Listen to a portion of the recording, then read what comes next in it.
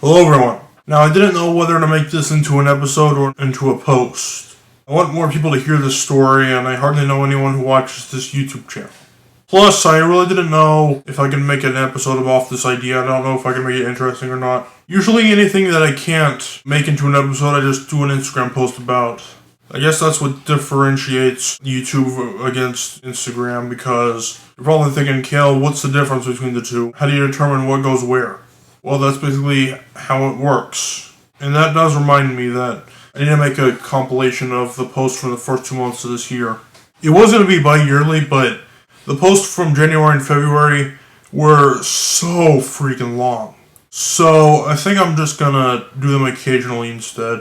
But anyway, so I typed up the topic of this episode, not exactly word for word, obviously, but I typed up the story on Instagram, and I managed to fit the whole thing in one entire post, believe it or not. It had to be split into paragraphs, which is not really my style, you know what I mean? I never had to do that before on Instagram. The post was so long. In fact, I think I even reached the limit of how long an Instagram post can be. So, I assume it would be too much for my followers to read. So, what do you know? Well, let's just make an episode about it instead. So the story I want to tell you today revolves around this celebrity guy. He's a ventriloquist comedian named Todd Oliver. Now, he's not Ariana Grande or any of those people with like hundreds of millions of followers. Hell no. Nothing like that. But still though, I'm sure at least several thousands of people have heard of the guy before. He might have even been on Saturday Night Live, or some talk show or something, but anyways. I'm not sure if he's still doing crap or not, but I saw him like years ago when I went to Branson. And I've made an episode about Branson, it's episode 16 if you want to check that out. But he's pretty popular for having talking dogs. You see, I believe the way he does it, or did it, was that he put some sort of mechanism underneath their chin, and it opened and closed depending on if the button was pressed or not. I don't believe, I could be wrong, but I don't think it's him training them to open their mouth, because he has this Basset hound. I don't know if I'm pronouncing that right, but who cares. So he has this Basset hound, and whenever Todd brings him on stage, it always just looks to the side because it's too shy of the crowd that's in front of him. I'm calling the dogs its because I don't know what their gender is, so it'll work, okay? So you'd think that if they were trained to open their mouth when pinched, then they'd also be trained to not look away from the audience or something. But I digress.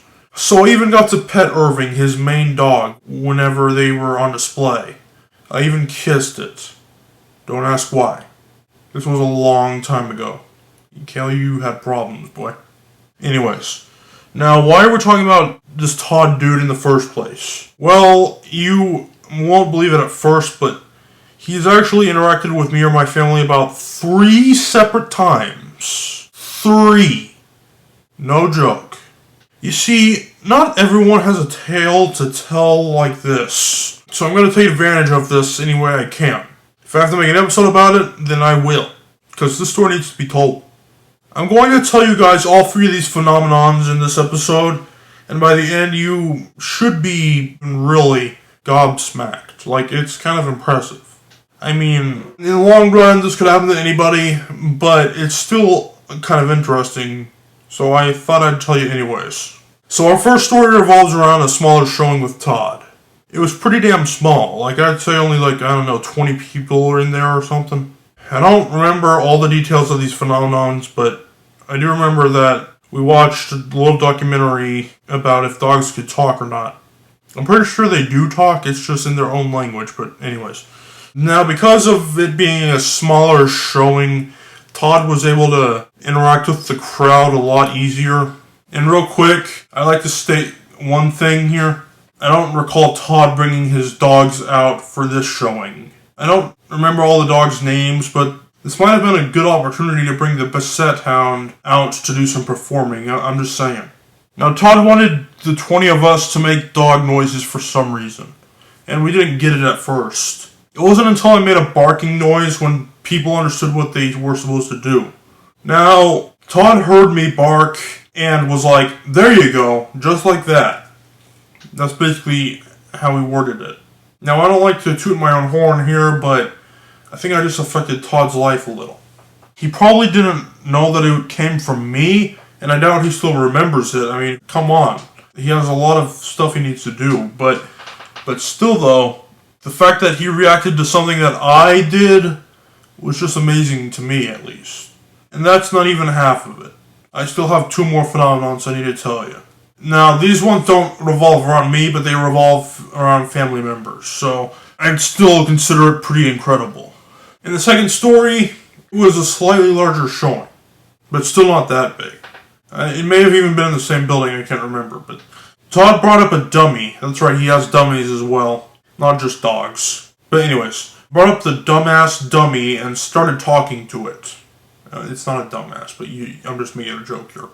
I don't remember what the conversation they were having was, but I remember Todd making the dummy say, "What about that guy with the mustache?" And Todd was like, "He doesn't have a mustache." My dad was sitting right next to me, and he has a couple of hairs on his upper lip, and he was like, "Wait, is he talking about me?"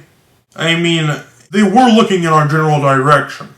And my dad, like I said, does have a few hairs on his upper lip, but not a full-out mustache. It's kind of something like I have, just little hairs. But again, not a full-out mustache. So what do you know? Okay. Our final story takes place on a cruise ship with much more people. Todd actually had all 3 of his dogs there this time. And this may have been where I learned what steroids were. And the whole Welcome to Walmart gig, that's where I learned that from. But anyways, this showing with Todd, he wanted 2 people to come up on stage. And what do you know?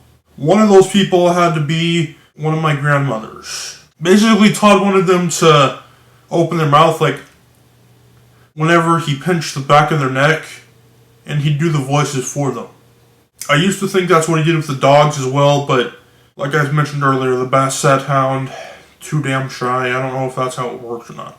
I'm pretty sure it's just a mechanism, but anyways. So in conclusion, I doubt a lot of you have a story that's quite the same as this one. I'm not trying to brag, but it's not going to be like the most extraordinary story ever told. But what celebrity do you know that has interacted with you or your family in 3 different separate ways? Maybe it was just destiny to have Todd in my life, even if it's just vaguely. Well, folks, that was this episode. I will see you guys later. Goodbye.